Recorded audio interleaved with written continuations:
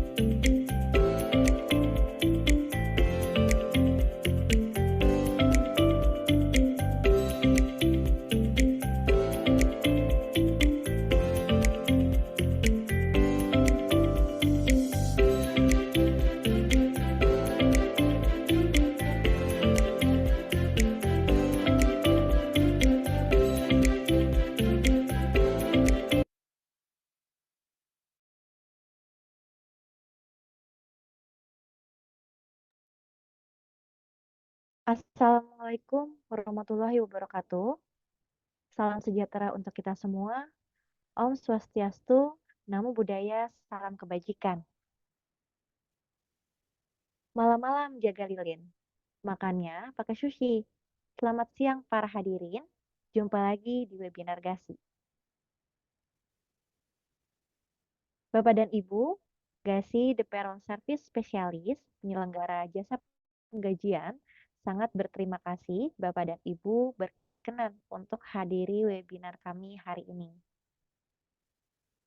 Melayani 75 klien terkemuka di Indonesia, GASI memiliki repositori pengetahuan penggajian yang ingin kami bagi melalui GASI webinar yang kami rencanakan akan kami lakukan secara berkala.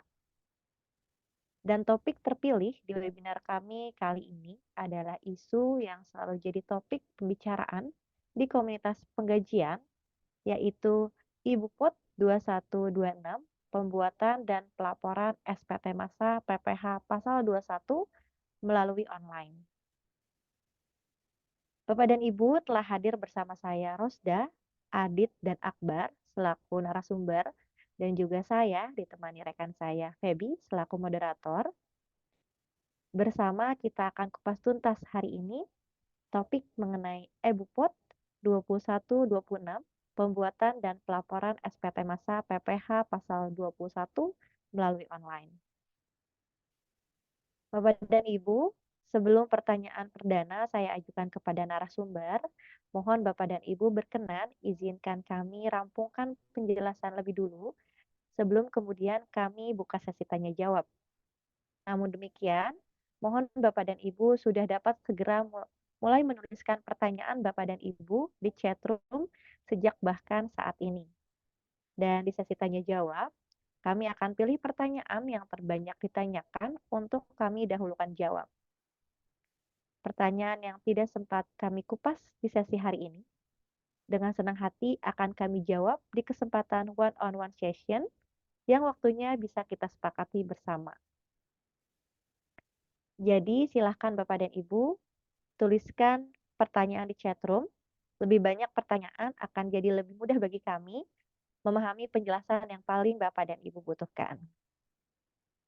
Kami mohon izin juga Bapak dan Ibu mengingatkan bahwa kami akan memberikan sertifikat kehadiran bagi Bapak dan Ibu yang menghadiri webinar kami sekurang-kurangnya 1 jam dan juga yang bergabung pada forum Payroll and HR kami. Jadi kami berharap Bapak dan Ibu berkenan untuk terus mengikuti webinar kami hingga akhir. Baik Bapak dan Ibu, kita akan mulai membahas topik webinar hari ini. Pertanyaan perdana saya ajukan kepada Rosda. Ya, selamat siang Rosda. Siang, Ica. Ya, Rosda, boleh disampaikan terlebih dahulu apa saja landasan peraturan yang mengatur terkait bukti potong PPh pasal 21 dan 26. Silakan Rosda. Ya, baik Ica, landasan peraturan yang mengatur terkait dipotong PPh pasal 21 atau 26 ini berdasarkan peraturan pada Per 2 PJ 2024 bahwa dengan ditetapkannya PMK nomor 168 tahun 2023 tentang petunjuk pelaksana pemotongan pajak atas penghasilan sehubungan dengan pekerjaan, jasa ataupun kegiatan orang pribadi. Yang sebelumnya peraturan ini menggunakan Per 14 PJ 2013 yang berisi tentang bentuk, isi tata cara pengisian dan penyampaian surat pemberitahuan masa pajak penghasilan pasal 21 dan atau pasal 26 serta bentuk bukti potong pajak penghasilan pasal 21 dan atau pasal 26 belum menampung kebutuhan perubahan mengenai pengaturan pajak penghasilan pasal 21 atau pasal 26 yang maka dari itu perlu diganti, Cak. Seperti itu, Cak. Baik, terima kasih Rosda. Jadi mengenai bukti potong, Bapak dan Ibu, bukti potong 21 dan 26 itu memang yang mengatur adalah Per 2 PJ 2024. Baik, melanjutkan yang disampaikan oleh Rosda. Lalu apa saja Rosda perubahan peraturan yang terjadi ataupun yang diatur disampaikan pada Per 2 PJ 2024 ini? Silakan Rosda. Baik Ica, beberapa peraturan yang berubah pada Per 2 PJ 2024 yang sebelumnya Per 14 PJ 2013, yaitu yang pertama, penambahan bukti potong PPh pasal 21 bulanan, dan yang kedua bukti potong eh, kewajiban bukti potong PPh pasal 21 atau 26 dan SPT masa PPh pasal 21 26 ini menggunakan dokumen elektronik dan tanda tangan elektronik untuk memotong pajak tertentu. Dan yang ketiga, penambahan komponen zakat sebagai pengurang dalam bukti potong PPh 21 tahunan. Ya ini zakat ini menjadi penghasilan bruto, jadi sebagai pengurang penghasilan bruto. Dan yang keempat yaitu aplikasi ISPT sudah tidak digunakan lagi dan digantikan dengan e-Bupot pasal 21 atau 26 per masa Januari 2024. Seperti itu, Ica. Baik, Rosda, terima kasih. Jadi, Bapak dan Ibu, jika tadi disampaikan mengenai bukti potong, memang diatur pada Per 2 PJ 2024. Lalu apa saja sih yang memang tercantum pada Per tersebut?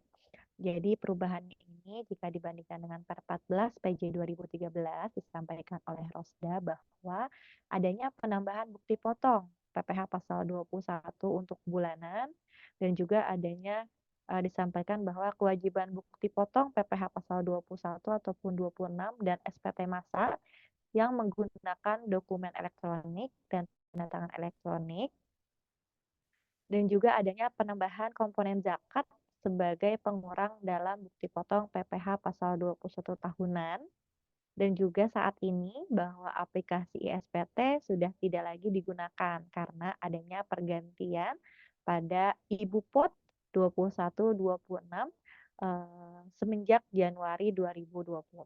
Jadi 4 poin tersebut Bapak dan Ibu yang memang tercantum pada Per 2 PJ 2024.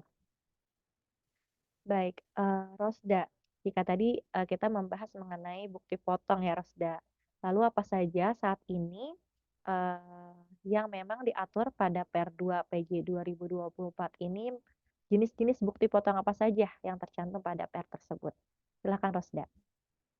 Baik Ica, untuk jenis-jenis bukti potong PPh pasal 21 atau 26 ini kita dapat merujuk pada pasal 2 ayat 2 per 2 PJ 2024, yaitu yang pertama ada bukti potong PPh pasal 21 tidak final atau 26, PPh 26 berupa formulir 1721 ke 6. Yang kedua, bukti potong PPh pasal 21 final berupa formulir 1721 ke 7.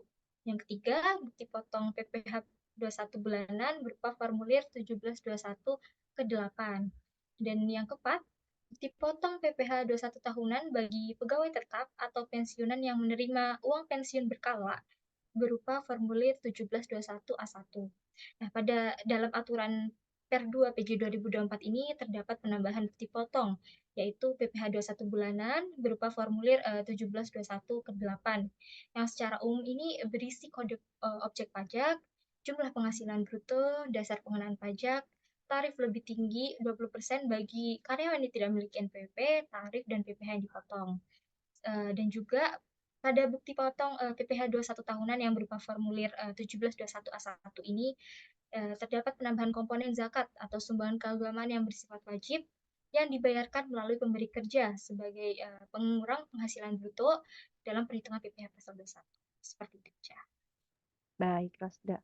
Jadi Bapak dan Ibu, jika merujuk Per 2 PJ 2024 memang terdapat bukti potong, 4 bukti potong yaitu bukti potong tidak final, bukti potong final, adanya tambahan bukti potong bulanan, dan juga bukti potong tahunan bagi pegawai tetap atau pensiunan yang menerima uang pensiun secara berkala.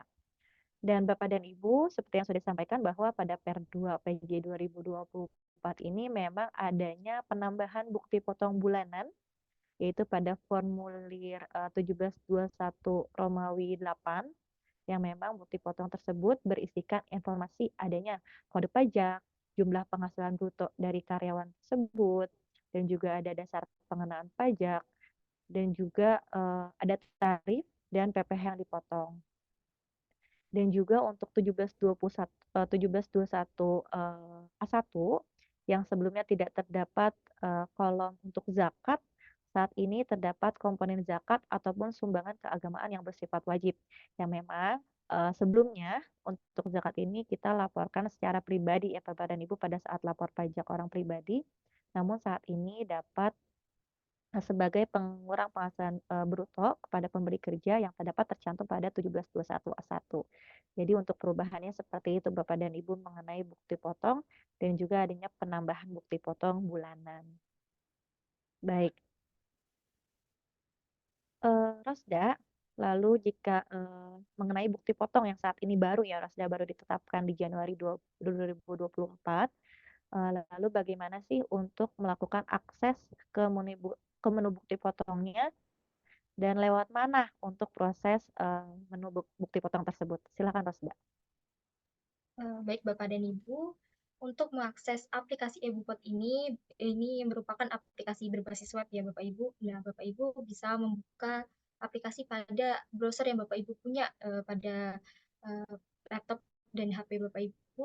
Kemudian Bapak Ibu bisa membuka laman DJP online, ketik djponline.pajak.go.id dan isikan nomor NPWP, lalu masukkan kata sandi dan masukkan kode CAPTCHA yang terdapat pada DJP online. Setelah itu Bapak Ibu silakan klik tombol login.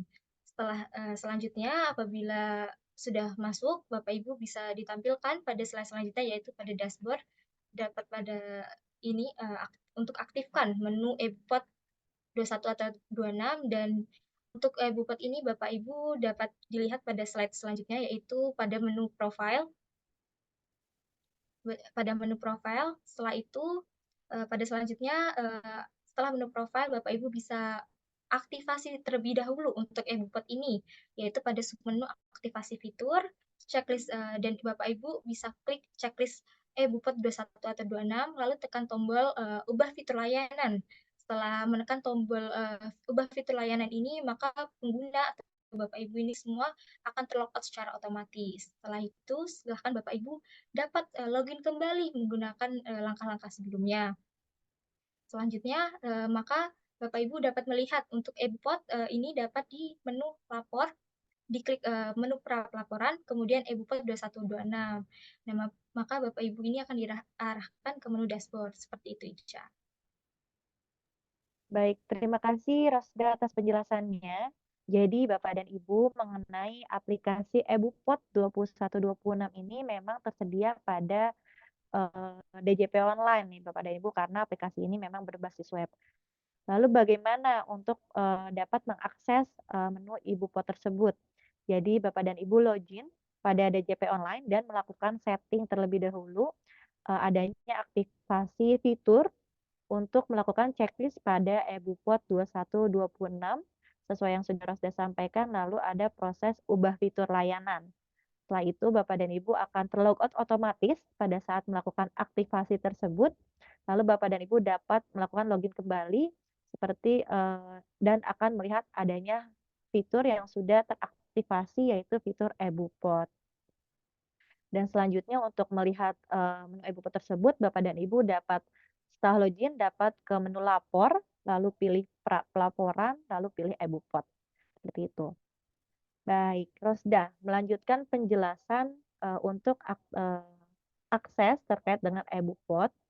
Langkah pertama apa yang harus dilakukan sebelum dapat melakukan pencetakan e-Bupot 21 dan 26 ini? Silakan Rosda.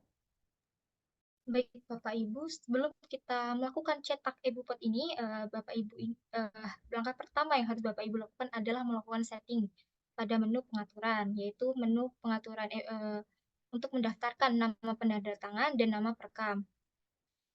Serta Bapak Ibu harus mengaktifkan atau menonaktifkan penandatangan dan perekam yang telah terdaftar ke sistem DJP ini. Nah, pada menu ini memiliki yang tertera di layar yaitu menu penandatangan yang digunakan untuk mendaftarkan penandatangan bukti potong SPT dan perekam yang digunakan untuk mendaftarkan perekam bukti potong. Jadi di perekam ini dibutuhkan untuk dalam hal pemisahan akses Bapak Ibu.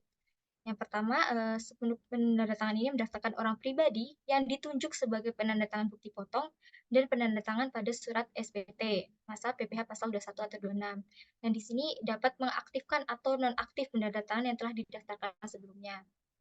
Pada slide selanjutnya berikut bagaimana setting untuk penandatangan. Yang pertama, Bapak Ibu silahkan masuk pada menu pengaturan, pilih penanda tangan, tekan tombol tambah. Setelah itu, pada slide selanjutnya yaitu pilih jenis identitas. Maka jika yang dipilih NPWP, maka masukkan NPWP 15 digit. Untuk nama lengkap akan otomatis terisi jika NPWP tersebut terdaftar di sistem DJP. Jika yang dipilih NIK, maka silahkan masukkan NIK 16 digit. Dan ketika nama lengkap sesuai dengan KTP, maka tekan tombol cek, maka sistem DJP akan melakukan sinkronisasi Bapak Ibu dengan sistem Dukcapil. Setelah itu checklist kolom status aktif dan simpan. Selanjutnya, apabila perekaman penandatangan ini berhasil tersimpan, maka nama tersebut akan muncul pada menu penandatangan bukti potong. Nah, untuk menonaktif atau aktifkan kembali nama orang pribadi yang telah didaftarkan, maka Bapak Ibu dapat diklik pada kolom aksi. Itu. Selanjutnya untuk setting perekaman, nah submenu perekaman ini seperti yang saya jelaskan sebelumnya, yaitu tentang pemisahan hak akses, yaitu mendaftarkan orang pribadi yang ditunjuk sebagai perekam bukti potong, mengaktifkan atau nonaktif perekam yang telah didaftarkan sebelumnya, dan dapat menghapus orang pribadi yang ditunjuk sebagai perekam atau perekam bukti potong. Nah, untuk menambah perekam ini, Bapak Ibu dapat klik pada menu pengaturan, kemudian dapat dipilih perekam, lalu klik tombol tambah. Selanjutnya, Bapak Ibu dapat tambahkan dan dengan isikan NPWP, maka akan langsung tervalidasi dengan namanya. Isikan email dan isikan password yang sudah disiapkan. Lalu tekan tombol simpan. Selanjutnya, bagi wajib pajak yang berhasil didaftarkan sebagai perekam pada sistem DJP ini akan mengirimkan email yang berisi username dan password seperti yang ada pada slide berikut, Bapak Ibu. Nah, username password ini tersebut dapat digunakan oleh user perekam untuk login ke laman khusus perekam bukti potong pasal 2126, yaitu pada perekam ebupot 2126.pajak.go.id. Selanjutnya dapat dilihat Bapak Ibu untuk daftar nama perekam yang berhasil didaftarkan dapat dilihat di menu user utama pada kolom daftar perekam seperti ditunjukkan pada slide berikut.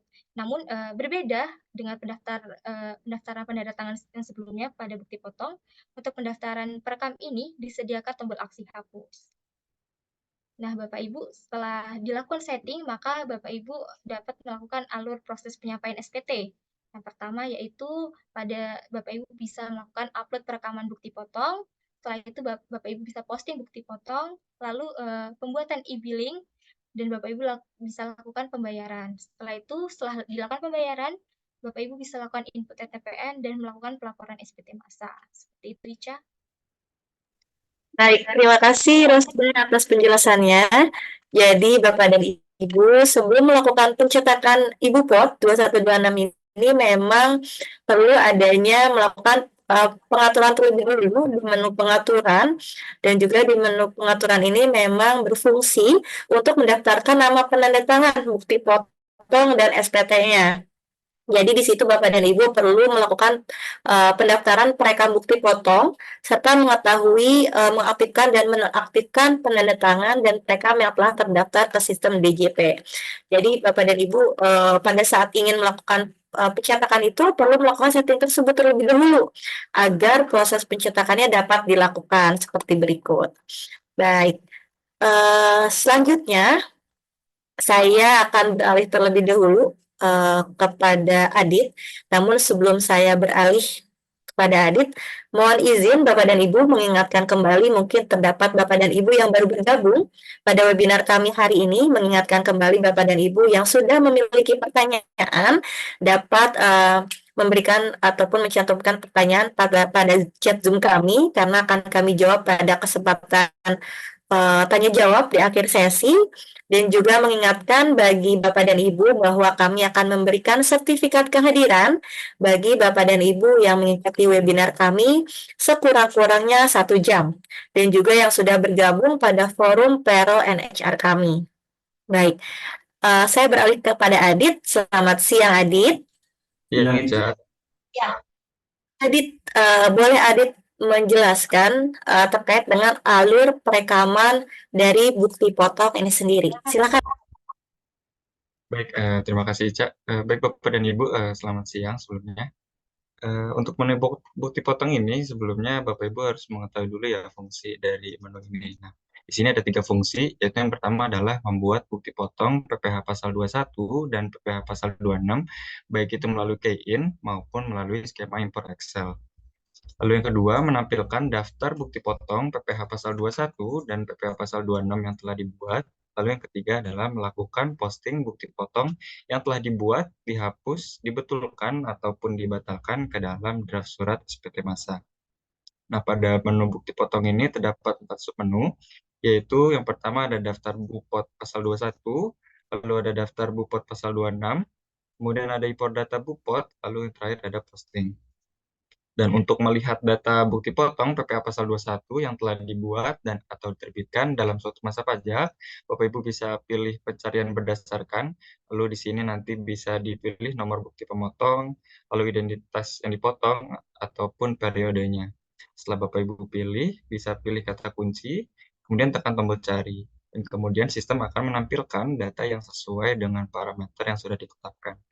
Lalu kemudian untuk dapat mengunduhnya, Bapak Ibu bisa klik tombol unduh.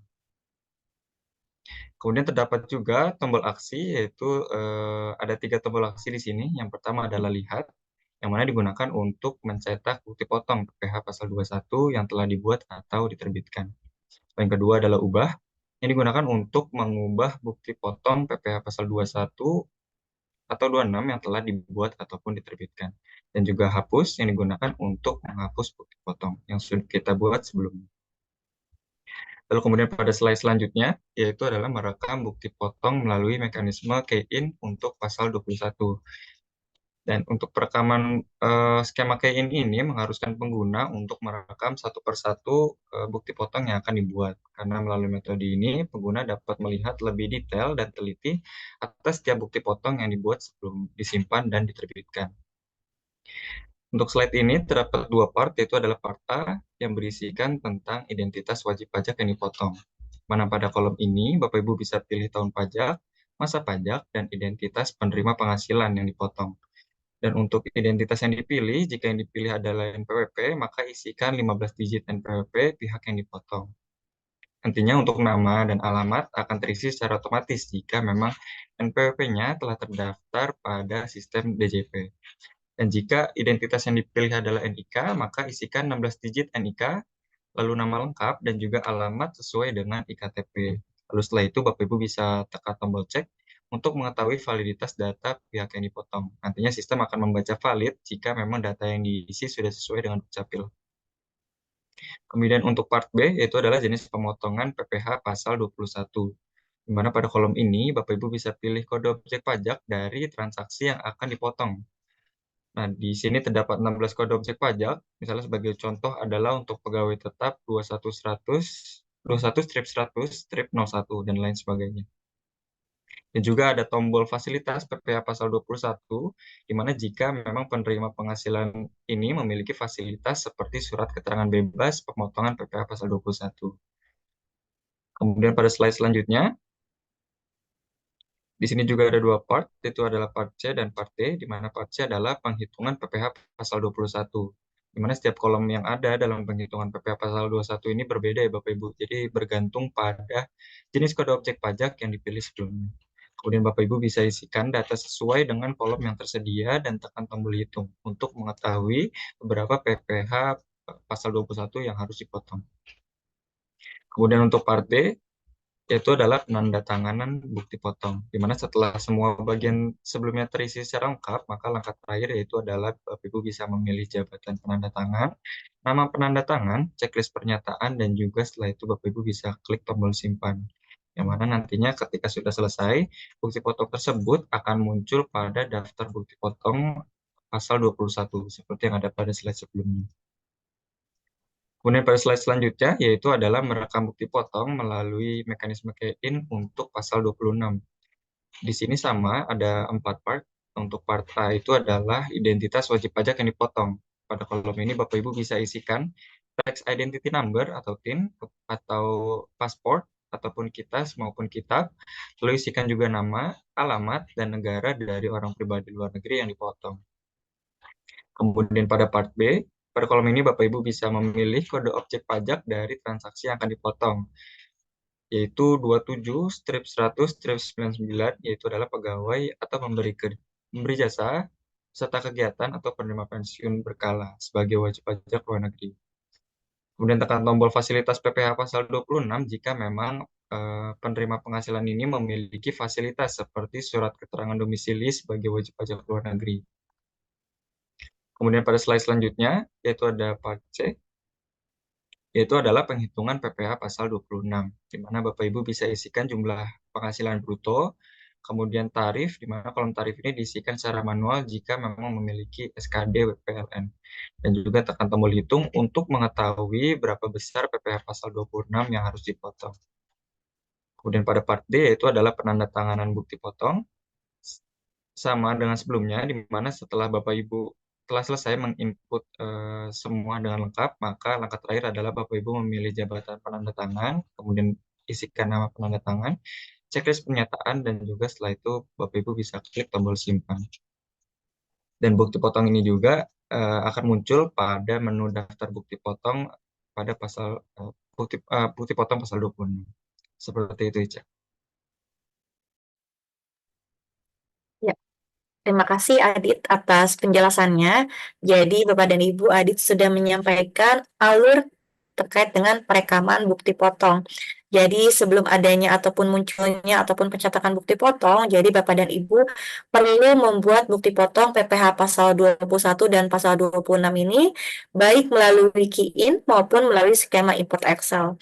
Dan juga ada pun tahapan-tahapannya seperti mereka bukti potong melalui mekanisme key-in, adanya mengisikan identitas wajib pajak, hingga mengisikan penandatangan bukti potong, dan juga sama ya Bapak dan Ibu untuk proses bukti potong untuk PPh 26 pun sama untuk prosesnya harus mengisikan identitas wajib pajak yang dipotong sampai dengan penandatangan bukti potong.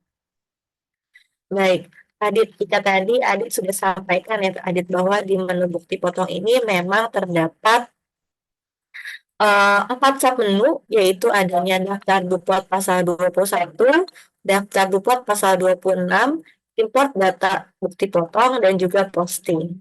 Dengan 4 submenu tersebut, lalu bagaimana Adit cara melakukan import data bukti potong itu sendiri? Silakan Adit. Baik, terima kasih, Ica. Jadi kalau mekanisme kayak yang tadi kan kita harus menginput satu persatu, dan misalnya kalau karyawannya banyak kan cukup repot juga ya, Ica.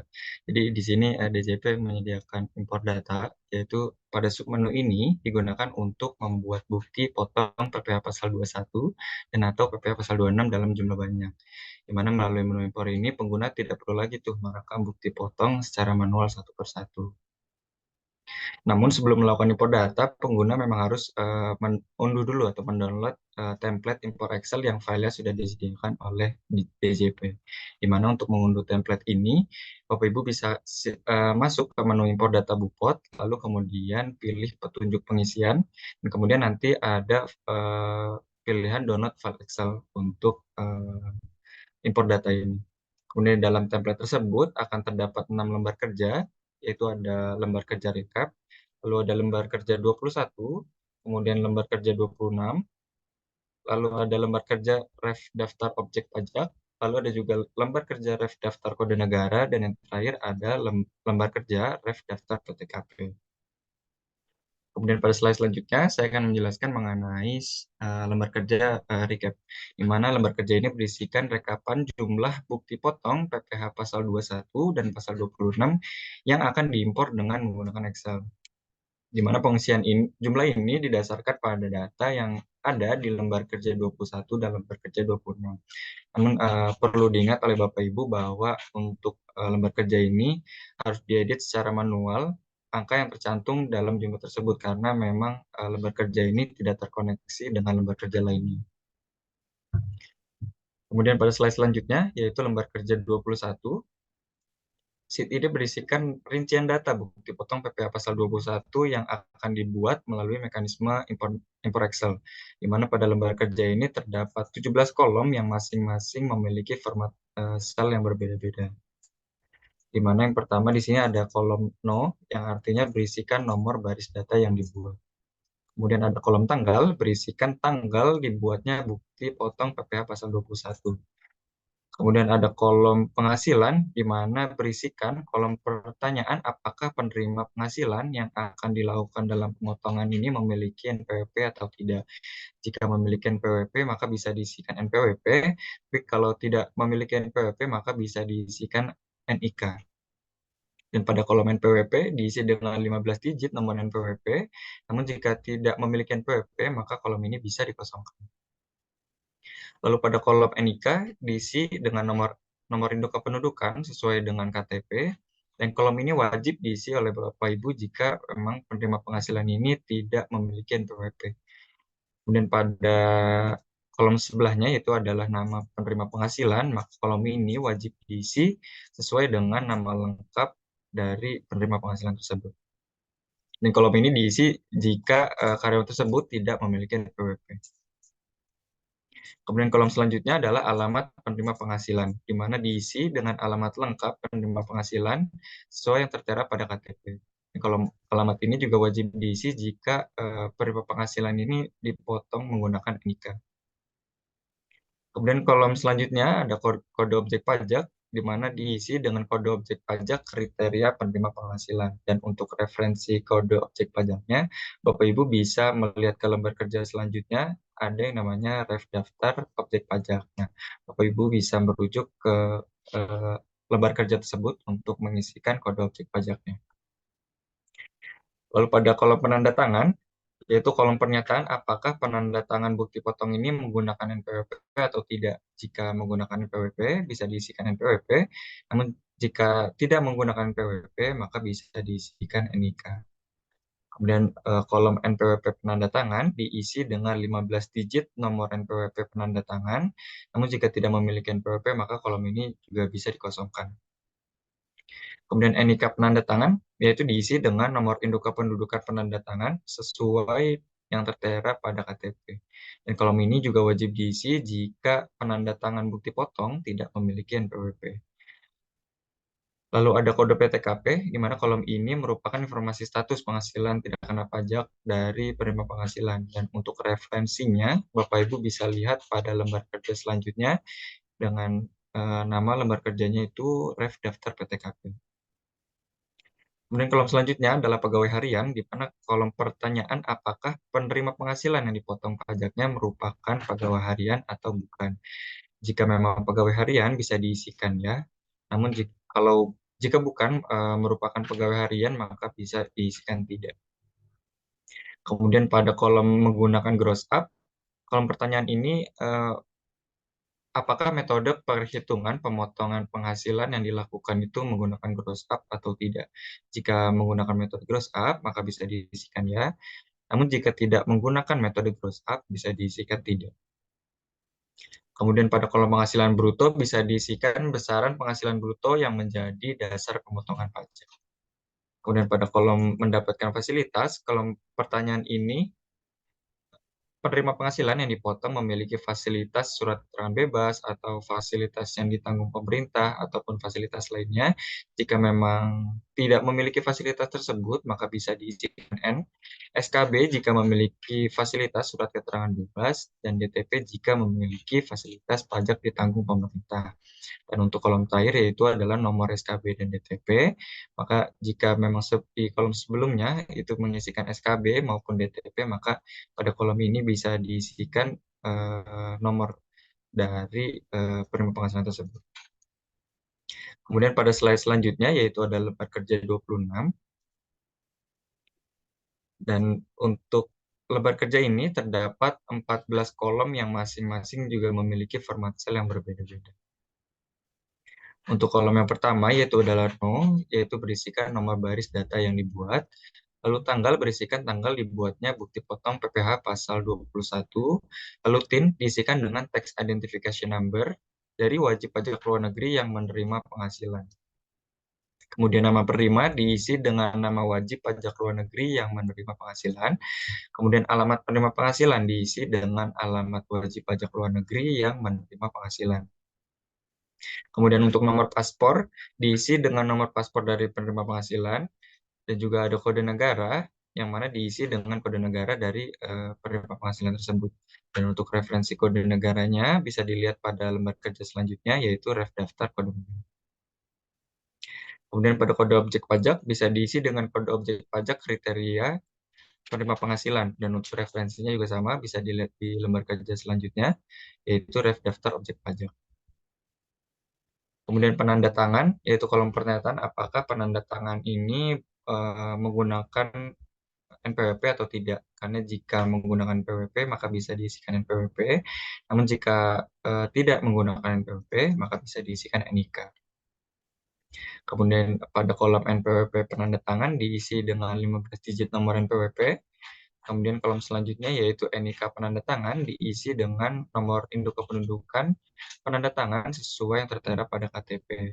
Dan kolom ini wajib diisi ya Bapak Ibu jika memang penanda tangan bukti potong ini tidak memiliki NPWP. Untuk penghasilan bruto, isikan besaran penghasilan bruto yang menjadi dasar pemotongan pajak. Kemudian pada slide selanjutnya yaitu kolom mendapatkan fasilitas, di mana apakah penerima penghasilan yang dipotong ini memiliki fasilitas seperti surat keterangan domisili wajib pajak luar negeri, maka jika memiliki bisa diisikan SKD, namun jika tidak memiliki fasilitas tersebut bisa diisikan N. Kemudian kolom selanjutnya yaitu adalah nomor tanda terima SKD diisi dengan nomor tanda surat keterangan domisili sebagai wajib pajak luar negeri. Kemudian pada kolom terakhir yaitu adalah tarif SKD diisi dengan tarif perjanjian penghindaran pajak berganda yang disepakati antara Republik Indonesia dengan negara ataupun yurisdiksi mitra. Adapun ketiga lembar kerja lainnya, seperti yang saya sebutkan sebelumnya, yaitu ada ref daftar objek pajak, ref daftar kode negara, dan juga ref daftar PTKP, maka ketiga lembar kerja ini tidak perlu dihapus ataupun diubah, jadi biarkan saja default seperti itu. Namun pastikan juga dalam pengisian data bukti potong yang ada pada lembar kerja 21 dan juga 26 itu mengacu pada kode yang ada di lembar kerja referensi itu. Karena ketidaksesuaian format referensi akan mengakibatkan kegagalan proses import data. Pada slide selanjutnya, saya akan menjelaskan mengenai import data bukti potong. Namun sebelumnya Bapak Ibu harus memastikan dulu bahwa ukuran maksimal dari file Excel ini adalah 2 MB atau maksimal sebanyak 10.000 row dengan aturan penamaan adalah nomor wp.excel. Dan untuk menuju menu import data, Bapak Ibu bisa masuk ke menu bukti potong, lalu pilih import data bukot, kemudian pilih jenis bukti potong, pilih tahun pajak, dan juga pilih masa pajaknya, kemudian pilih file bukti pemotongan untuk mengunggah file Excel yang telah kita buat sebelumnya. Kemudian pada slide selanjutnya, berikut adalah daftar dokumen impor bukot. Mana dalam daftar tersebut terdapat kolom aksi yang dapat digunakan oleh Bapak Ibu untuk melihat detail keterangan hasil validasi data impor bukot. Dan pada slide selanjutnya, jika terdapat notifikasi gagal validasi, maka Bapak Ibu bisa tekan tombol aksi untuk melihat, tombol aksi lihat untuk mengetahui penyebab dari kegagalan tersebut. Maka nantinya akan muncul kolom detail validasi seperti yang ada pada slide, dan silakan lakukan pencarian keterangan berdasarkan baris error. Lalu setelah itu, pada menu ini juga terdapat tombol unduh hasil validasi untuk mengekspor data error tersebut ke dalam format Excel. Kemudian pada slide selanjutnya, kita sudah selesai melakukan upload perekaman bukti potong. Nah, kemudian kita akan dapat melanjutkan ke alur berikutnya, yaitu adalah posting. Seperti itu, Ica. Baik, terima kasih Adit atas penjelasan mengenai cara import data bukti potong. Jadi sudah jelas ya Bapak dan Ibu mengenai bagaimana sih cara melakukan import data bukti potong yang dengan data ataupun jumlah yang banyak ini dapat dilakukan upload menggunakan template yang sudah disediakan. Lalu dari mana template import Excel tersebut? Jadi seperti yang sudah Adit sampaikan bahwa Bapak dan Ibu dapat ke menu import data Bupot, lalu dapat memilih petunjuk pengisian dan dapat di-download untuk file Excel-nya. Dan Bapak dan Ibu tadi Adit sudah menyampaikan bahwa adanya file Excel untuk lembar kerja 21 dan 26 dengan perbedaan antara 21 itu terdapat 17 kolom yang perlu diisikan sesuai dengan kriteria kolomnya. Lalu untuk 26 itu terdapat 14 kolom yang perlu diisikan. Jadi Bapak dan Ibu perlu memperhatikan data-data yang memang dicantumkan pada file Excel yang akan diupload. Dan juga Bapak dan Ibu di dalam uploader tersebut terdapat 3 lembar kerja referensi seperti adanya referensi daftar objek pajak, referensi daftar kode negara, dan referensi daftar PTKP. Jadi untuk 3 lembar kerja tersebut dapat diperhatikan tidak perlu dihapus ataupun diubah ya Bapak dan Ibu. Jadi Bapak dan Ibu hanya fokus pada kolom-kolom yang memang berisikan ataupun perlu diisikan data-data dari pegawai. Dan juga Bapak dan Ibu untuk meminimalisir ataupun menghindari kegagalan pada saat proses impor data, Bapak dan Ibu dapat memperhatikan ataupun mengacu pada kode yang terdapat pada lembar kerja referensi. Jadi pada saat pengisian untuk mengisikan kode ataupun referensi lainnya itu dapat merujuk pada referensi yang sudah disediakan. Seperti itu Bapak dan Ibu. Dan juga perlu juga diperhatikan bahwa data yang akan kita import yaitu Excel tersebut dengan maksimal ukurannya adalah 2 MB dengan maksimal data yaitu 10.000 rows. Jadi dapat diperhatikan hal tersebut Bapak dan Ibu agar tidak adanya kegagalan pada saat melakukan import untuk data tersebut. Baik. Terima kasih Adit atas penjelasannya. Saya ingin beralih kepada Akbar. Namun sebelum saya berbincang dengan Akbar, mengingatkan kembali Bapak dan Ibu, dapat Bapak dan Ibu mencantumkan pertanyaan di chat Zoom, dan juga kepada Bapak dan Ibu yang menginginkan materi webinar kami hari ini, bahwa materi webinar kami hari ini serta rekaman webinar hari ini dapat Bapak dan Ibu download dengan mengakses website kami. Baik, selanjutnya saya ingin berbincang dengan Akbar. Selamat siang Akbar. Ya, selamat siang Ica. Ya, Akbar, jadi tadi Adit sudah menyampaikan terkait dengan alur import untuk bukti potong hingga proses posting. Nah, bisa Akbar jelaskan mengenai submenu untuk posting bukti potong itu sendiri. Silakan Akbar. Baik, terima kasih Ica. Selamat siang Bapak Ibu sekalian. Tadi sudah dijelaskan ya oleh rekan saya, Rosda itu dari landasan perubahannya, kemudian ada juga bagaimana cara login, kemudian dengan rekan saya Adit itu dengan cara import bukti potongnya dan lain sebagainya tadi sudah dijelaskan, dan saat ini saya akan mencoba menjelaskan tentang submenu posting yang ada di DCP Online eBupot 2126 yang terbaru ini. Baik, untuk submenu posting ini itu digunakan untuk memindahkan data bukti potong yang telah dibuat atau diterbitkan ke dalam surat pemberitahuan atau SPT dan sekaligus melakukan pembaharuan data yang ada pada SPT.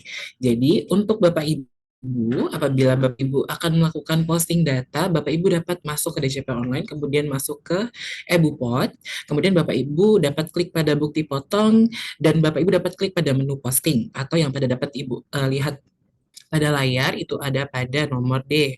Kemudian Bapak Ibu dapat mengisikan tahun pajaknya, kemudian masa pajaknya, kemudian Bapak Ibu dapat klik pada posting yang ada di bawah seperti itu.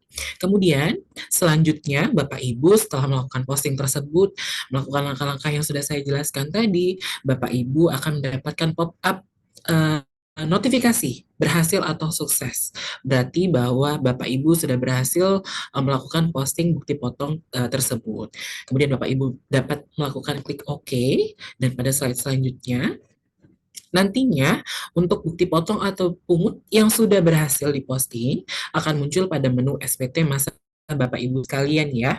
Kemudian pada menu ini Bapak Ibu juga dapat melakukan beberapa aksi nih. Yang pertama Bapak Ibu dapat mengklik pada di bagian pojok kanan bawah. Bapak Ibu bisa lihat pada slide ya. Di bagian kanan bawah itu terdapat aksi lihat untuk melakukan cetak bukti potong. Kemudian ubah yaitu untuk mengubah bukti potong yang sudah kita impor tadi. Kemudian ada hapus untuk menghapus bukti potongnya. Seperti itu. Kemudian pada tahap ini kita sudah selesai nih melakukan posting bukti potong. Kemudian kita dapat melanjutkan untuk alur selanjutnya yaitu adalah pembuatan e-billing dan juga melakukan pembayaran. Seperti itu Ica. Baik, terima kasih Akbar atas penjelasannya, Bapak dan Ibu. Tadi Akbar menjelaskan alur dari proses posting ya Bapak dan Ibu setelah tadi Adit menjelaskan mengenai cara import bukti potong. Jadi untuk menu posting ini sebetulnya adalah submenu yang memang digunakan untuk memindahkan data bukti potong yang tadi telah dibuat ataupun diterbitkan dan akan diposting ke dalam ataupun ke menu surat pemberitahuan ataupun SPT dan juga di situ melakukan pembaruan data yang ada pada SPT. Jadi ada proses posting hingga dipastikan hingga proses posting tersebut sudah berhasil. Akbar, jika tadi Akbar sampaikan bahwa proses posting ini merupakan perpindahan data ataupun mengupdate pada bukti potong pada SPT masa. Boleh Akbar jelaskan mengenai menu utama SPT masa itu sendiri pada aplikasi ini? Silakan Akbar. Baik, terima kasih Ica. Setelah kita melakukan posting tadi ya, terus kemudian kita akan melakukan membuat e-billing dan lain sebagainya melalui menu utama SPT masa. Kemudian Bapak Ibu dapat lihat berikut tampilan menu SPT masa yang ada pada slide ini dan kemudian pada menu posting ini berfungsi untuk yang pertama merekam bukti penyetoran, baik pembayaran yang telah dilakukan oleh surat setoran pajak yang Bapak Ibu lakukan atau maupun melalui pemindah bukuan seperti itu ya. Yang pertama bisa melalui SSP, yang kedua bisa melalui pemindah bukuan. Kemudian yang kedua adalah membuat draft surat pemberitahuan atau SPT masa PPh pasal 21 atau 26. Kemudian yang ketiga itu adalah mengirimkan SPT masa PPh 21 atau 26 ke Direktorat Jenderal Pajak. Jadi, pada menu SPT masa ini terdapat submenu utama, yaitu yang pertama ada perekaman bukti penyetoran dan juga yang kedua ada penyiapan SPT masa PPh 2126. Pada kali ini, saya akan menjelaskan tentang perekaman bukti penyetoran terlebih dahulu. Jadi pada slide ini Bapak Ibu dapat melihat beberapa nantinya ringkasan pembayaran yang sudah Bapak Ibu lakukan atau yang akan Bapak Ibu lakukan ke DJP online seperti itu ya. Pada kolom ini di bawah ini yaitu adalah daftar ringkasan pembayaran, juga disediakan tombol aksi yaitu adalah cetak billing atau kode billing.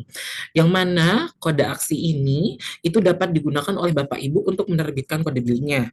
Apa sih tujuannya sebenarnya tombol aksi ini itu ya? Yang pertama itu yang pasti untuk membuat kode billingnya yang pasti. Kemudian yang kedua, tombol ini juga dapat mencegah terjadinya kesalahan pengisian kode akun pajak atau KAP atau juga kode jenis setor atau KJS atas pemotongan pajak penghasilan yang terutang. Seperti itu ya Bapak Ibu. Kemudian setelah kita membuat e-billing dan melakukan pembayaran, Bapak Ibu dapat melanjutkan ke alur selanjutnya yaitu melakukan input NTPN. Baik, selanjutnya yaitu kita akan melakukan input NTPN yaitu pada submenu rekam bukti penyetoran. Berikut ini merupakan submenu yang Bapak Ibu dapat lihat di slide itu memiliki tujuan. Yang pertama dapat digunakan untuk merekam bukti pembayaran baik data NTPN maupun bukti pemindah bukuan tadi. Kemudian yang kedua adalah melakukan validasi data atas pembayaran dengan menyandingkan data yang pertama itu NPWP pemilik pembayaran, NPWP yang pemilik pembayaran tadi ya Bapak Ibu. Kemudian yang kedua ada masa dan tahun pajak pembayaran yang Bapak Ibu lakukan. Kemudian yang ketiga atau yang terakhir adalah kode akun pajak dan juga kode jenis setor pembayaran. Untuk dapat melakukan perekaman bukti penyetoran, Bapak Ibu dapat masuk ke menu SPT Masa, kemudian Bapak Ibu dapat memilih submenu perekaman bukti penyetoran, dan juga Bapak Ibu dapat memasukkan pilih tahun pajak ini, Bapak Ibu dapat masukkan tahun pajaknya, kemudian masa pajaknya itu berapa, kemudian Bapak Ibu dapat klik pada tombol cek. Baik, setelah itu Bapak Ibu akan masuk ke submenu rekam bukti penyetoran yang ditunjukkan pada layar ini ya. Bapak Ibu dapat menambahkan bukti penyetoran dengan cara mengklik pada tombol tambah atau pada yang di layar itu terdapat kode 4. Jadi di dalam submenu ini Bapak Ibu dapat melakukan perekaman atas dua jenis pembayaran yang tadi sudah saya jelaskan. Yang pertama SSP dan juga yang kedua adalah PBK atau pemindah bukuan seperti itu. Baik, pada slide selanjutnya ini atau yang pertama, Bapak Ibu apabila memilih untuk melakukan perekaman dengan jenis bukti penyetoran surat setoran pajak, Bapak Ibu dapat mengisikan NPWP-nya, kemudian NTPN-nya, dan juga tahun pajaknya. Setelah itu Bapak Ibu dapat melakukan klik pada cek surat setoran pajak. Nah, untuk kolom-kolom yang ada di bawahnya dari masa pajak, jenis pajak, kemudian jenis setoran, jumlah setor, dan tanggal setor itu sudah secara otomatis terisi ya Bapak Ibu. Ketika Bapak Ibu sudah melakukan cek surat setoran pajak, itu semuanya sudah terisi secara otomatis dan Bapak Ibu tidak dapat melakukan perubahan secara manual. Apabila data yang sudah dipastikan ini benar, Bapak Ibu nanti dapat melakukan klik simpan untuk perekaman bukti pembayaran dengan surat setoran pajak seperti itu. Kemudian pada slide selanjutnya yaitu adalah dengan cara perekaman bukti setor dengan pemindah bukuan. Bapak Ibu juga dapat mengisikan NPWP-nya, kemudian mengisikan nomor pemindah bukuannya itu berapa, kemudian Bapak Ibu dapat klik cek pemindah bukuan. Nanti setelah itu kolom yang di bawah juga akan terisi secara otomatis dan Bapak Ibu tidak dapat mengubahnya. Kemudian apabila sudah dipastikan dengan benar, kemudian Bapak Ibu dapat klik simpan seperti itu. Baik, sampai saat ini kita sudah melakukan penginputan NTPN ya Bapak Ibu ya. Kemudian untuk alur selanjutnya yang dapat dilihat pada slide yaitu adalah pelaporan SPT Masa. Baik, untuk berikutnya Bapak Ibu dapat melihat pada sub menu penyiapan SPT Masa PPh 2126 dan pada daftar SPT Masa PPh 2126 terdapat dua tombol aksi. Yang pertama adalah tombol aksi ajukan unduh bukti potong. Jadi tombol aksi ini itu digunakan untuk meminta data bukti potong ke server DJP. Jadi Bapak Ibu dapat meminta data bukti potong tadi ke server DJP dengan klik tombol tersebut, kemudian Bapak Ibu dapat menunggu prosesnya hingga selesai, dan kemudian jika permintaan data bukti potong tersebut telah selesai diproses oleh server DJP, kemudian tombol tersebut akan berubah Bapak Ibu ya menjadi unduh bukti potong pada SPT. Jadi ada perubahan sebelumnya dari ajukan unduh kemudian diproses oleh DJP hingga nanti berubah menjadi unduh bukti potong pada SPT. Kemudian ada tombol kedua, tombol aksi kedua yaitu adalah lengkapi SPT, di mana di dalamnya itu digunakan untuk melengkapi draft SPT yang sebelumnya sudah Bapak Ibu lakukan dan melakukan pengecekan kebenaran atas seluruh komponen yang ada di dalam SPT. Jadi seperti ini ya Bu, setelah Bapak Ibu sudah klik pada tombol aksi lengkapi SPT, Bapak Ibu dapat masuk ke dalamnya dan berikut adalah tampilan yang ditampilkan. Kemudian Bapak Ibu dapat melakukan input data untuk melengkapi draft SPT masa PPh pasal 21 dengan melalui tombol aksi ini. Kemudian pada slide selanjutnya Bapak Ibu juga dapat melihat ada perhitungan PPh pasal 21 sampai 26 yang kurang atau lebih disetor, mulai dari pegawai tetap, kemudian penerima pensiun berkala, pegawai tidak tetap, bukan pegawai dan lain sebagainya. Dan juga ada pada slide selanjutnya itu dari poin 5 yaitu ada anggota dewan komisaris dan lain sebagainya sampai juga peserta kegiatan juga ada di sini, yang mana nominal ini akan terisi secara otomatis seperti itu ya Bapak Ibu. Oke.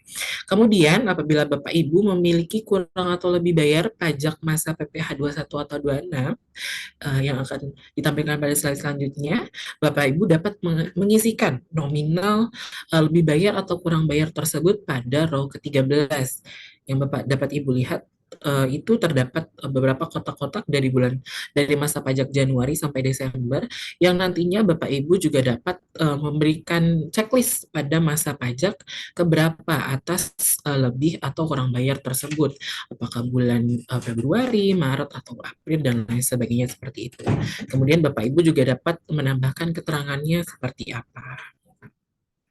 Baik, pada slide selanjutnya, ketika Bapak Ibu sudah mengisikan kelebihan atau kekurangan bayar yang sudah diisikan tadi, Bapak Ibu juga dapat memilih pada masa pajak mana sih Bapak Ibu akan mengkompensasikan lebih atau kurang pajak tersebut. Bapak Ibu dapat mengisikannya pada pada row 18, tahun kalendernya itu berapa, kemudian masa pajaknya itu berapa, seperti itu.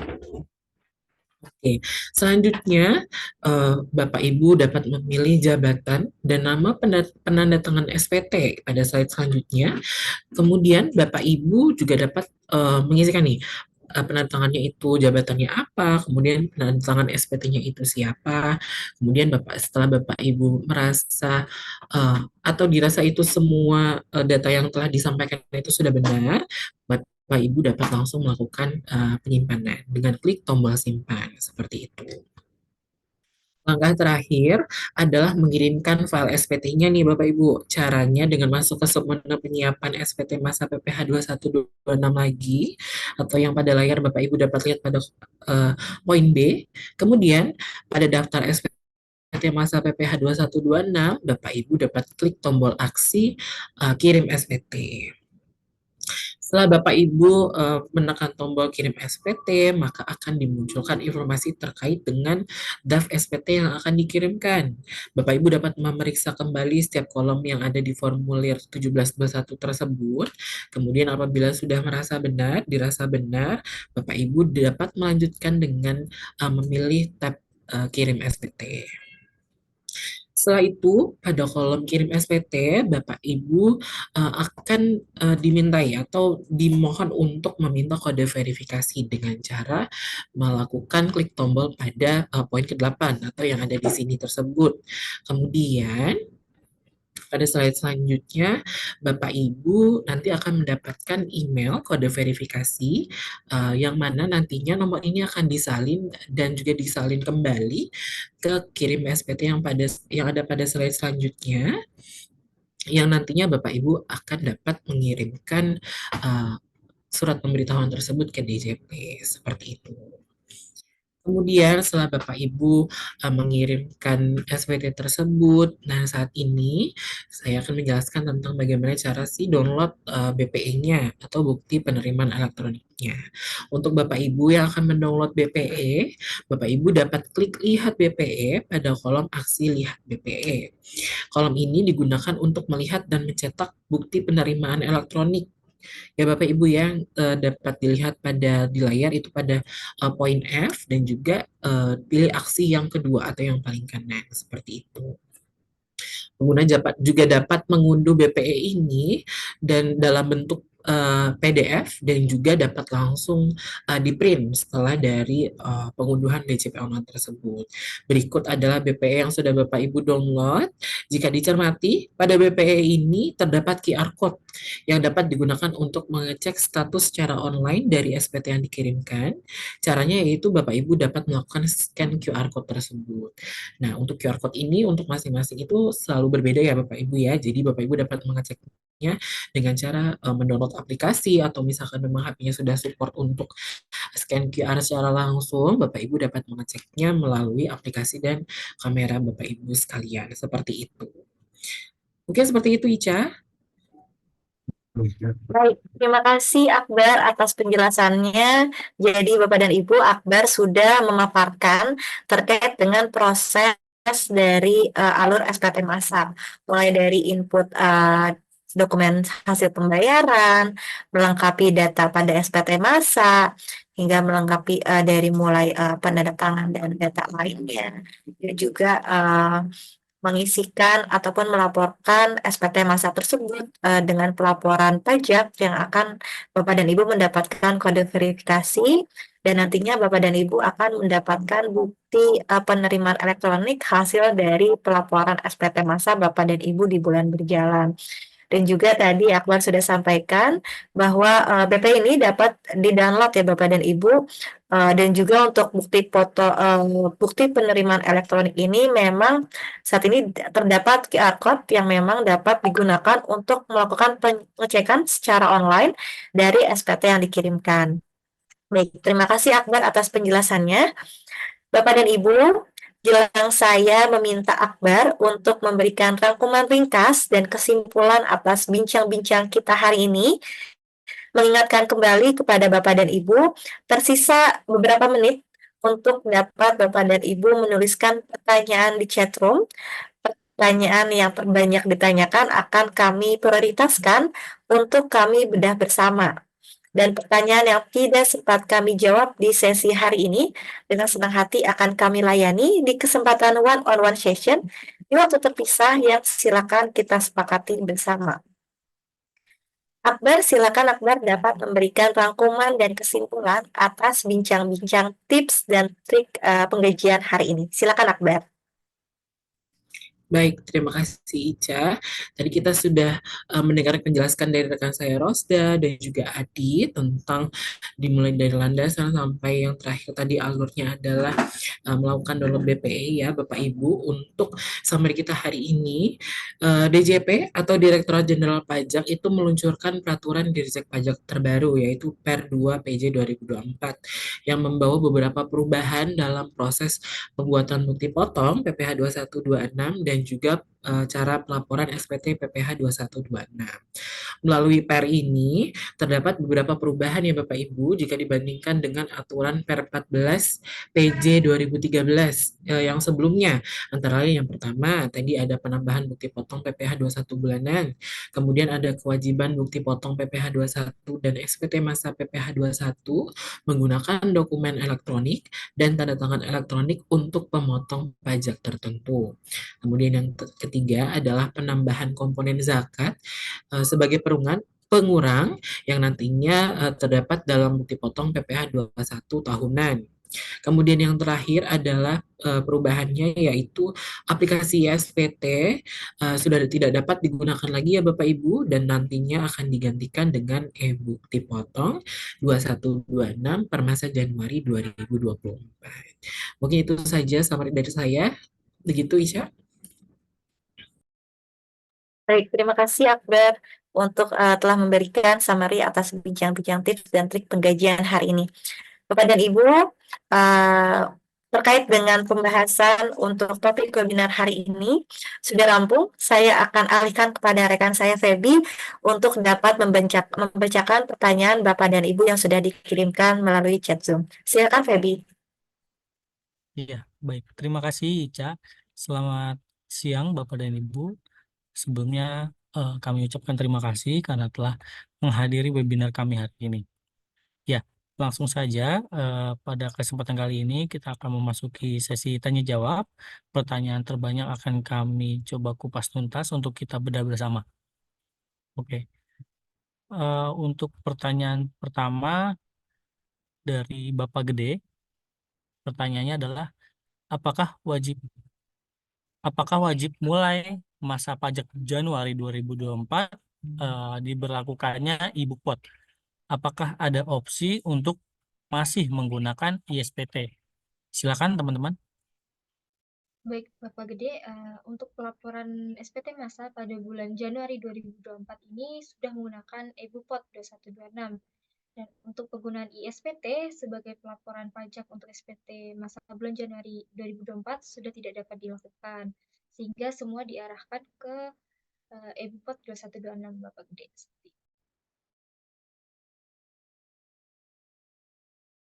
Ya, baik. Terima kasih Rosda untuk jawabannya.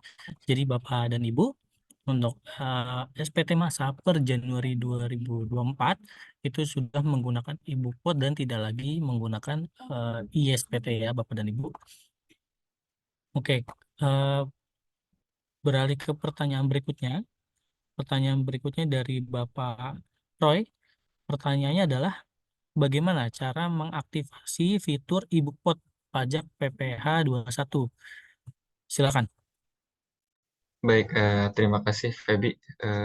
Untuk menjawab pertanyaan Bapak Roy, yaitu bisa dilakukan dengan untuk mengaktifkan fitur menu e-book ini dengan cara memilih menu profil, kemudian pilih submenu aktivasi fitur, kemudian checklist e-book 2126. Lalu tekan tombol ubah fitur layanan, lalu setelah itu dapat menekan tombol eh, ya ubah fitur layanan, karena pengguna akan terlogout otomatis ketika telah menekan tombol tersebut. Lalu Bapak Ibu bisa login kembali dengan masuk ke menu lapor, klik pra pelaporan dan menu e-Bupot pajak penghasilan pasal 21 dan atau pajak penghasilan 26. Seperti itu, Feby.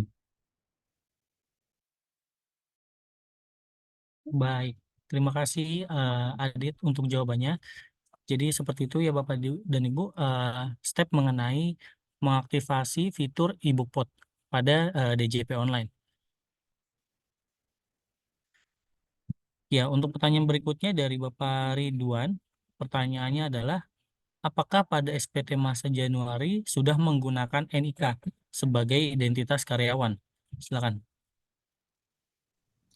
Baik, terima kasih atas pertanyaannya Bapak Ridwan. Jadi untuk pelaporan SPT masa Januari 2024 itu sudah bisa menggunakan nomor NIK apabila Bapak Ibu sudah melakukan pemadanan NPWP dan NIK ya Bapak Ibu. Namun sesuai dengan penjelasan pada PMK 136 tahun 2023, Bapak Ibu juga masih dapat melakukan pelaporan SPT masa menggunakan NIK masing-masing itu dapat digunakan sampai dengan tanggal 30 Juni 2024. Seperti itu. Baik, terima kasih Akbar untuk jawabannya. Ya, jadi Bapak dan Ibu untuk NIK ini sudah bisa digunakan, namun untuk MPWP atau bagi Bapak dan Ibu yang NIK-nya masih belum valid, itu untuk MPWP sebelumnya masih bisa digunakan sampai dengan 30 Juni 2024. Baik, kita beralih ke pertanyaan berikutnya. Pertanyaan berikutnya dari Ibu Kenia. Pertanyaannya adalah, untuk karyawan yang tidak kena pajak, apakah tetap dibuatkan bukti potong saat mereka tidak kena pajak? Atau semua karyawan dibuat bukpot walaupun nilai pajaknya nihil? Silakan. Baik Ibu Kenia, sesuai pada Per 2 PJ 2024 pada pasal 3 ayat 2B dijelaskan bahwa pegawai yang memiliki pajak nihil tetap dibuatkan untuk bukti potong untuk pajak penghasilan 21 ataupun 26. Dan yang tidak perlu dibuatkan bukti potong yaitu yang tidak memiliki pembayaran. Jadi seluruh karyawan yang apabila tidak memiliki nilai pajak ataupun tidak kena pajak tetap dibuatkan oleh bukti potongnya seperti itu Ibu Kenia. Ya, baik. Terima kasih Kenia untuk pertanyaannya. Jadi Bapak dan Ibu, walaupun karyawan itu pajaknya nihil, itu tetap dibuatkan ibu potnya. Oke, ke pertanyaan berikutnya. Pertanyaan berikutnya dari Bapak Carlos. Pertanyaannya adalah, apakah pelaporan SPT masa PPh 21 harus dilakukan melalui e-Bookpot PPh 21 atau bisa memakai aplikasi pihak ketiga atau ASP, contohnya seperti PT SPT dan eh, sebagainya. Silakan. Baik, pertanyaan Bapak Carlos adalah apakah untuk pelaporan ini bisa dilakukan menggunakan aplikasi pihak ketiga atau memang harus menggunakan e-Bupot 21 yang dari DJP Online. Nah, Bapak Carlos untuk saat ini memang e-Bupot PP21 ini dapat dilakukan pada DJP Online, namun untuk penggunaan aplikasi pihak ketiga memang masih menunggu arahan dari pihak internal ASP. Seperti itu, Feby. Ya, baik. Terima kasih Adit untuk jawabannya. Jadi eh, untuk penggunaan ASP ini tadi sudah disampaikan oleh rekan saya Adit bahwa masih menunggu konfirmasi dari pihak ketiga tersebut ya, Bapak dan Ibu. Baik. beralih ke pertanyaan berikutnya. Pertanyaannya ini ada beberapa yang sama, tapi saya coba rangkum. Nah, pertanyaannya adalah dari Ibu Elalia Yuniarti. Pertanyaannya, bagaimana cara pelaporan PT Masa PPh satu untuk non-employee yang sudah dibuat oleh bagian accounting. Eh, Kami sedangkan employee dibuat oleh bagian payroll. Ya, silakan teman-teman. Baik, Ibu Lalia, sesuai pada aplikasi eBupot 2126 ini telah menyediakan fungsi untuk submenu perekam. Jadi pada penyedia menu perekam ini merupakan solusi terkait confidentiality data pada untuk pemotongan pajak penghasilan. Sehingga bisa dibuatkan user untuk perekam tim payroll agar tim lainnya yang tidak berwenang melihat confidential data ini tidak dapat melihat data. Namun karena satu sama lain antara user perekam ini tidak dapat melihat data yang sudah masing-masing user upload ke eBupot 2126 ini, maka perlu diputuskan di level perusahaan apakah cukup satu user untuk perekam atau dipisah antara bagian accounting ataupun bagian payroll, karena mungkin akan menyulitkan dalam pemeriksaan secara total pajak ketika user perekamnya dibedakan antara bagian accounting dan bagian payroll. Seperti itu Ibu Elalia, apakah menjawab pertanyaannya? Baik, terima kasih Rosda untuk jawabannya. Jadi Bapak dan Ibu, tadi juga ada beberapa pertanyaan yang menanyakan mengenai untuk pelaporan PPh 21 melalui DJP ini apakah diprotek karena sifatnya private. Sama seperti pertanyaan sebelumnya bahwa ada ketakutan bahwa data yang ingin dilaporkan ini dapat diakses pada user lain. Nah, tadi sudah disampaikan oleh rekan saya Rosda bahwa untuk user perekam ini digunakan secara masing-masing. Jadi jika ada satu perekam yang melakukan upload kepada DCP, untuk perekam lainnya itu tidak dapat melihatnya. Oke, saya beralih ke pertanyaan berikutnya. Pertanyaan berikutnya dari Ibu Bunga. Pertanyaannya adalah untuk pegawai di bawah PTKP bagaimana? Apakah harus dibuatkan pelaporannya juga atau tidak? Karena selama ini untuk yang di bawah PTKP hanya dibuat dan dilaporkan pada masa Desember saja. Silakan. Baik. Terima kasih Bu Bunga atas pertanyaannya. Jadi, sesuai pada Per 2 PJ 2024 ini pada pasal 3 ayat 2A dijelaskan bahwa pegawai yang di bawah PTKP tetap dibuatkan dan dilaporkan untuk bukti pemotongan pajaknya, pajak penghasilan pasal 21-nya dan jelas spending atau pajak penghasilan pasal 26-nya. Jadi, untuk pegawai yang berada di bawah PTKP itu juga harus tetap dibuatkan apa namanya pelaporannya seperti itu. Baik, terima kasih Akbar atas jawabannya. Oke, karena pertanyaan masih banyak, saya izin beralih ke pertanyaan berikutnya. Pertanyaan berikutnya dari Bapak Ronaldo Taringan. Selamat siang, tim Gasi. Izin bertanya, bagaimana cara pelaporan PPh 21 non pegawai untuk cash reward yang dipotong PPh 21 dengan tarif 6% atau non PWP? Silakan. Oke, baik. Selamat siang Bapak Ronaldo. Terima kasih atas pertanyaannya. Jadi, untuk pada aplikasi bukti potong 21 atau 26 ini itu tidak dapat menginput data non NPWP atau biasanya kita mengisi dengan 0 sebanyak 15 kali dan itu diarahkan untuk menggunakan NIK ya Bapak ya. Dan juga untuk hitung pajak pada eBupot ini dilakukan oleh sistem pajak secara otomatis dengan tarif 5%. Terkait pengenaan pajak 20% lebih tingginya itu saat ini masih belum dapat diakomodasi pada e-bukti potong 21 atau 26 walaupun secara bukti pemotongannya nanti itu terdapat kolom pengenaan pajak 20% lebih tinggi seperti itu Pak. Baik, terima kasih Akbar untuk jawabannya. Berharap jawaban dari Akbar bisa menjawab pertanyaan Bapak dari Ronaldo. Baik, beralih ke pertanyaan berikutnya.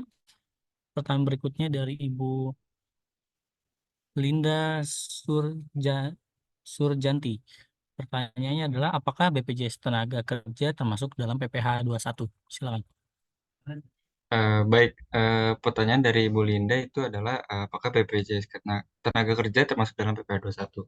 Jadi ya betul Ibu, untuk iuran JKK dan JKM yang dari perusahaan itu merupakan objek pajak dan memang masuk dalam perhitungan PPh pasal 21. Namun untuk yang JHT 3,7 dan JP 2%, yang porsi yang dibayarkan oleh perusahaan itu tidak termasuk dalam objek pajak. Namun akan dikenakan pajak pada saat karyawan tersebut menarik manfaat JAT dan JP dari BPJS Ketenagakerjaan.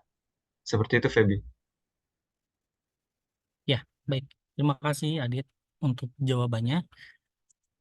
Ya, Ibu Linda, eh, jika masih terdapat pertanyaan bisa memberikan pertanyaan lebih lanjut. Oke, beralih ke pertanyaan berikutnya dari Ibu Yoka Lukfani. Pertanyaannya adalah, halo, saya mau tanya bukti potong PPh 21 bulanan apakah harus diberikan ke pegawai setiap bulan? Dan untuk karyawan yang tidak memiliki NPWP, apakah dibuatkan bukti potongnya juga? Silakan. Oke, baik. Terima kasih atas pertanyaannya Ibu Yoka. Jadi betul, sesuai dengan penjelasan pada Per 2 PJ 2024 ya Bu, untuk pemberi kerja wajib membuat bukti pemotongan dan memberikan bukti pemotongan kepada karyawan jika terdapat penghasilan yang dibayarkan. Jika karyawan tersebut tidak memiliki NPWP, maka ketentuan dalam bukti potong 21 atau 26-nya itu bisa diganti dengan nomor NIK, seperti yang saya jelaskan sebelumnya tadi sehingga masih bisa dibuatkan bukti potongnya. Seperti itu, Ibu. Baik, terima kasih Akbar untuk penjelasannya. Ya, beralih ke pertanyaan berikutnya, yaitu dari Ibu Febriana Ismawanti. Hai Gasi, untuk pegawai tidak tetap, kode pajak apa yang digunakan? Silakan. Baik, pertanyaan dari Ibu Febriana itu adalah untuk pegawai tetap, tidak tetap, maaf, kode objek pajak yang digunakan itu apa?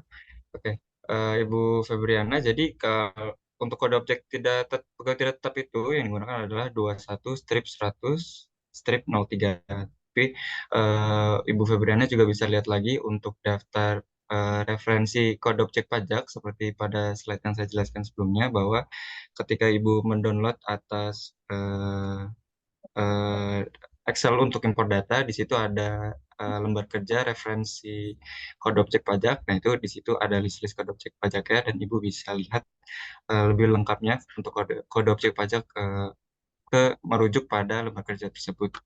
Seperti itu, Feby. Baik, terima kasih Adit untuk penjelasannya.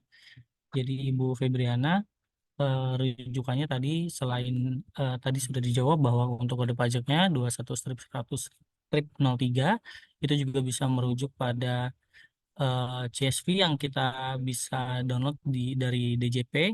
Itu di sana juga ada referensi mengenai kode objek pajaknya. Seperti itu. Ya, beralih ke pertanyaan berikutnya. Ini mengenai input karyawan berhenti pada Ibu Pot. Tadi ada beberapa juga yang yang menanyakan mengenai karyawan berhenti. Pertanyaannya ini dari Ibu Yulianti. Pertanyaannya adalah mohon izin bertanya bagaimana cara untuk input karyawan berhenti di tengah tahun pada aplikasi e-Bookpot. Silakan. Baik, pertanyaan dari Bu Yulianti adalah bagaimana cara input karyawan berhenti di tengah tahun di dalam EBUPOT.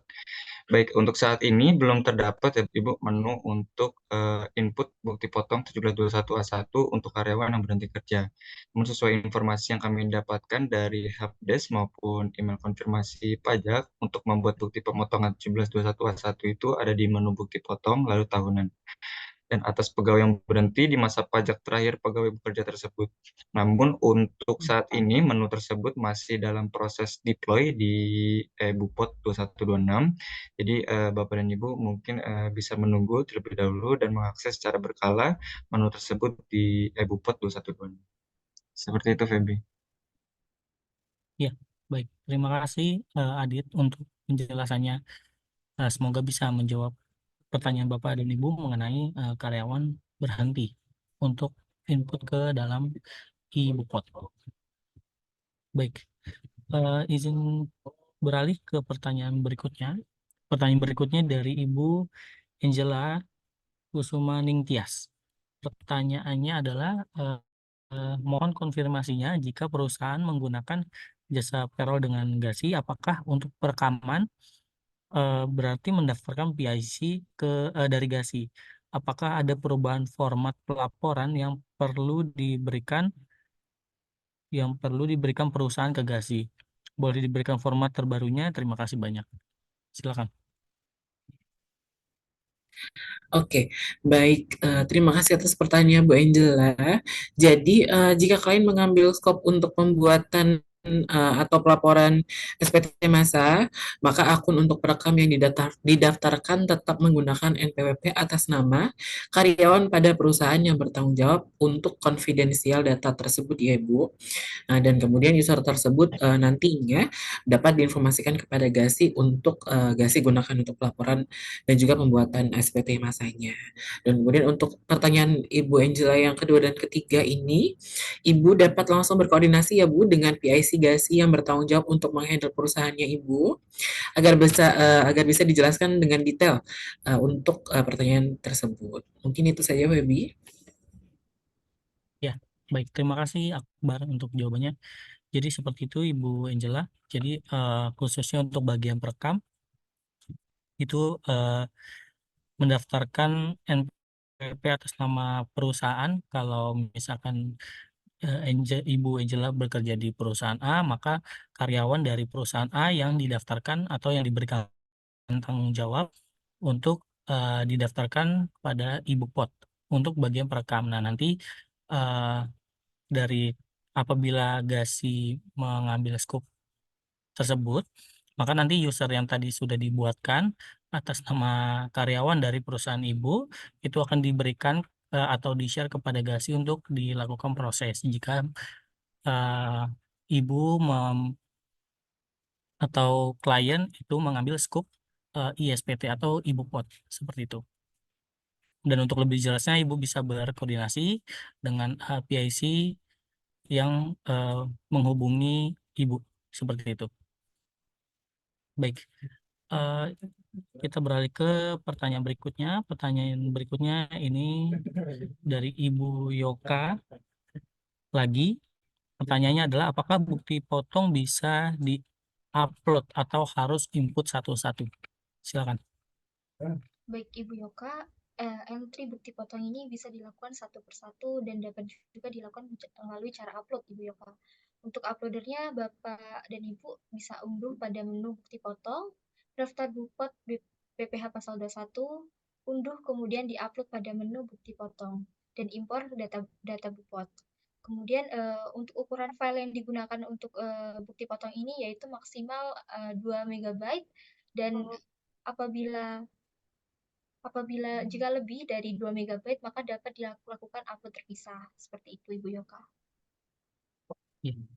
Baik, terima kasih Rosda untuk jawabannya. Jadi seperti itu Ibu Yoka.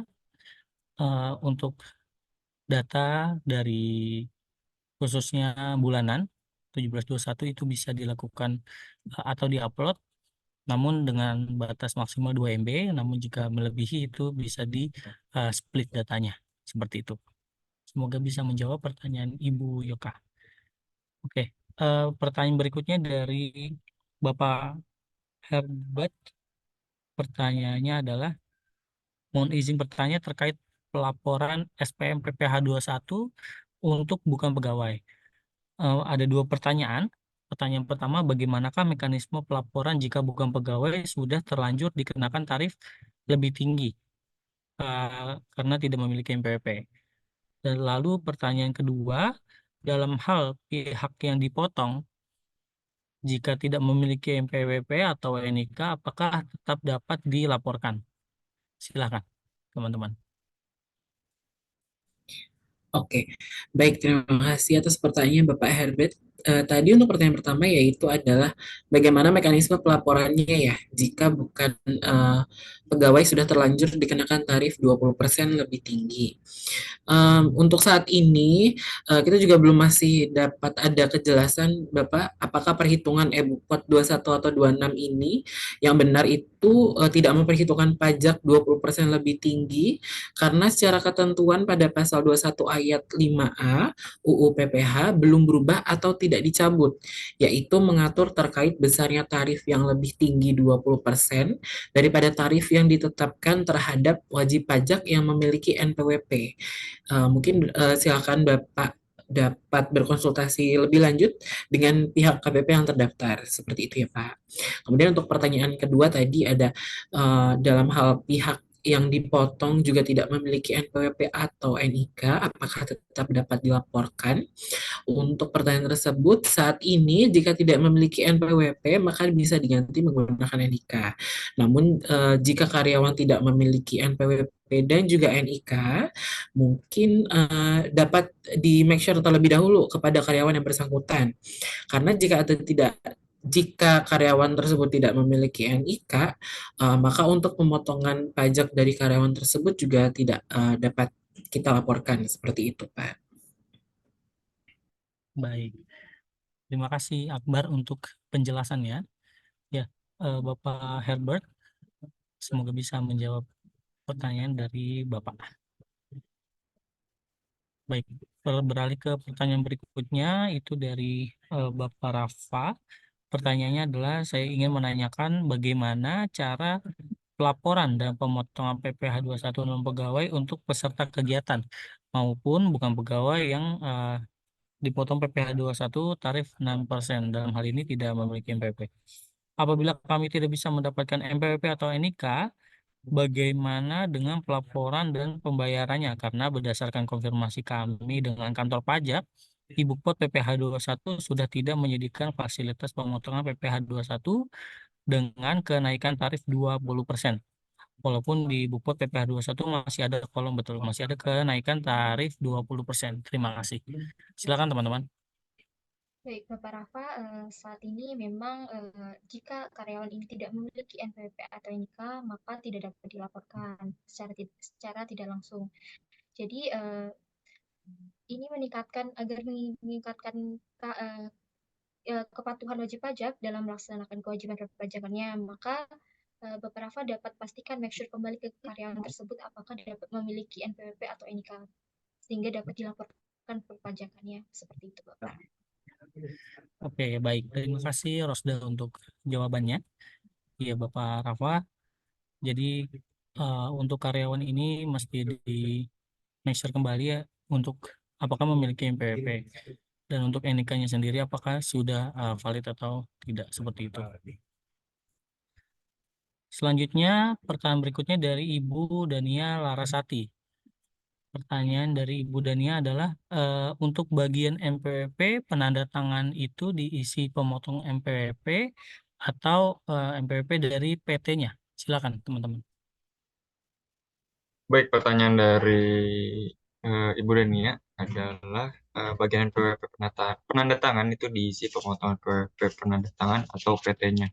Jadi untuk kolom NPWP ini diisi dengan NPWP penanda tangan dan saat ini untuk menu pengaturan penanda tangan bukti potong PPh pasal 21 atau 26 untuk data yang diisi dapat menggunakan NIK ataupun NPWP penanda tangan. Jadi bisa diisikan dengan nomor NIK ataupun dengan NPWP. Seperti itu, Feby. Ya, Baik, terima kasih Adit untuk eh, penjelasannya. Ya. Beralih ke pertanyaan berikutnya, yaitu dari Bapak Muhammad Faisal Dwi Kusuma. Di sini ada beberapa pertanyaan. Eh, Pertanyaan pertama, untuk user utama DJP online, apakah bisa melihat semua hasil bukti potong yang diinput oleh masing-masing perekam? Jika ya, maka bagaimana cara menjaga kerahasiaan gaji pegawai, mengingat akun DJP online ini memiliki banyak manfaat untuk pelaporan SPT masa unifikasi dan menu layanan lainnya. Jika tidak, bagaimana penanganan jika salah satu perekam A itu resign, di mana MPWP perekam A itu tentunya akan dihapus dalam sistem DJP online perusahaan, dan bukti potong yang telah diimpor sebelumnya tidak bisa diakses baik oleh user utama DJP online maupun oleh perekam lainnya. Nah, pertanyaan kedua, saat melakukan impor PPh 21 bukan pegawai menggunakan CSP, tetap diminta untuk mengisi alamat dan kode PTKP masing-masing bukan pegawai. Namun, saat ini mengisi manual, bagian tersebut tidak wajib. Namun saat mengisi manual, bagian tersebut tidak wajib diisi. Apakah pengisian PTKP seperti TK0 dan alamat yang tidak lengkap bisa menjadi solusi? Karena PTKP nantinya tidak akan muncul juga pada output bukti potong. Dan alamat sebelumnya tidak masalah jika pengisian hanya Jakarta. Silakan teman-teman. Baik, izinkan saya menjawab pertanyaan dari Bapak Faisal. Terdapat beberapa pertanyaan ya, dan izin saya menjawab. Untuk user utama tidak dapat melihat detail entry bukti potong yang direcord oleh user perekam. Jadi termasuk jika user perekam ini ada lebih dari satu, maka masing-masing user perekam tidak dapat melihat entry satu sama lain. Untuk penanganan user perekam yang sudah tidak aktif, inilah salah satu kelemahan yang hingga saat ini masih menunggu kejelasan dari DJP. Lalu kemudian jika entry bukti potong menggunakan NPWP, maka data nama dan alamat akan otomatis dari DJP online. Tapi jika entry bukti potong menggunakan NIK, maka Bapak dan Ibu wajib mengisikan nama dan alamat karena kedua data ini merupakan bagian dari validasi sistem DJP dengan data Dukcapil. Lalu kemudian untuk pengisian atau entry data itu harus dilakukan sesuai dengan data yang benar, karena jika tidak sesuai, maka akan berpotensi terhadap temuan pemeriksaan. Seperti itu, Feby. Ya, terima kasih Adit untuk penjelasannya. Jadi Bapak Faisal mengenai user utama dari iBookPot atau di DCP, itu untuk user utama tadi sudah disampaikan bahwa tidak dapat melihat detail entry bukti potong yang direcord oleh user perekam, yang dimana apa user perekam ini bisa dibuat lebih dari satu user. Nah, untuk user utama itu tidak dapat melihat secara detailnya. Kemudian untuk bukti potong, apabila menggunakan MPWP, maka untuk data nama dan alamat itu akan terisi secara otomatis di DJP online. Namun jika Bapak dan Ibu menggunakan NIK, maka NIK tersebut harus sesuai dengan data yang disimpan oleh data Dukcapil, seperti itu. Nah, jika tidak sesuai, maka nanti tidak akan berhasil, dan data harus disesuaikan dengan Dukcapil. Yang terakhir, untuk pengisian atau entry data itu harus dilakukan sesuai dengan data yang benar. Nah, jika tidak sesuai, maka akan berpotensi terhadap temuan pemeriksaan. Seperti itu, Bapak dan Ibu. Iya, Bapak dan Ibu, pertanyaan tersebut adalah pertanyaan terakhir yang dapat kami jawab. Bagi pertanyaan Bapak dan Ibu yang masih belum terjawab, bisa disampaikan kepada kami untuk membuatkan one-on-one session yang waktunya bisa kita sepakati bersama. Oke, Bapak dan Ibu, usai sudah webinar GASI berbagi trik and trik penggajian pada hari ini, berharap untuk webinar ini bermanfaat bagi Bapak dan Ibu. Izinkan kami sampaikan bahwa kami akan mengirimkan link materi dan rekaman webinar kami hari ini yang dapat Bapak Ibu akses pada website kami. Lalu kami mohon Bapak dan Ibu berkenan untuk mengisikan post survei setelah meninggalkan Zoom webinar ini. terutama untuk kami menjadi lebih paham bagaimana kami bisa menyelenggarakan webinar yang lebih baik. Karena memang kami berencana untuk menjalankan webinar ini secara berkala. Dan kami akan terus membahas topik yang paling relevan untuk kita bahas bersama. Saya mohon izin menyampaikan juga untuk Bapak dan Ibu,